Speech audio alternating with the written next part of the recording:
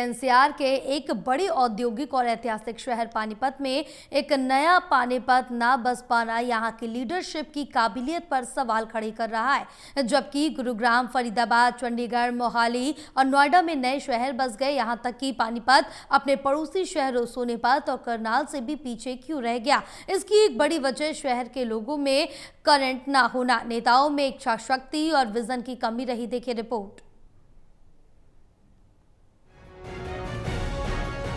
Chandigarh, new Chandigarh, Mohali, new Mohali, Noida, greater Noida, Faridabad, greater Faridabad, Gurugram, new Gurugram, Sonipat, अब कमिश्नरी।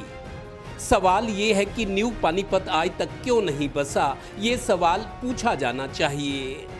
चाहे वो किसी भी पार्टी का शासन रहा हो, अब पिछले लंबे समय से बड़ा अनुकूल वातावरण है कि ऊपर भी और यहाँ भी जो है ना बीजेपी सरकार होने के कारण यहाँ काफ़ी कुछ किया जा सकता है, लेकिन किसी की कोई इसकी तरफ ध्यान नहीं रहा है।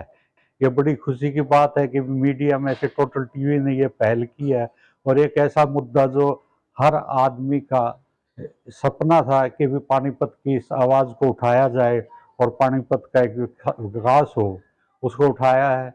गौरतलब है कि प्रदेश सरकारें अगर अपने शहरों का मास्टर प्लान बनाती हैं ताकि भविष्य की जरूरतें पूरी हो सके, तो हमारे विधायकों और स्थानीय जनप्रतिनिधियों के जहन में ये क्यों नहीं आता कि हम भी न्यू पानीपत बनाएं ताकि शहर पंख फैलाकर आगे बढ़े, विकास हो, नए क्षेत्र विकसित हों, जिससे आधारभूत ढांचा और मजबूत हो। और फिर पानीपत में तो 3 ऐतिहासिक लड़ाइयां लड़ी गई, यहाँ तो विकास और विस्तार की संभावनाएं मौजूद हैं।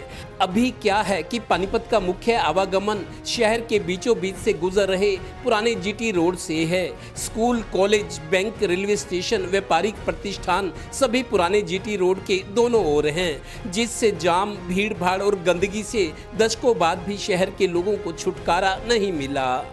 अगर अलग से एक न्यू पानीपत के नाम से शहर बसाया जाता, तो जैसे गुड़गांव के अंदर गुड़गांव पुराना एक गांव होता था, सिर्फ गुड़गांव की उसकी अपनी पुरानी पहचान भी रह गई और उसके बाद जो है ना महानगर आके जो है ना विदेश जैसी शक्ल अख्तियारात गुड़गांव ने की है।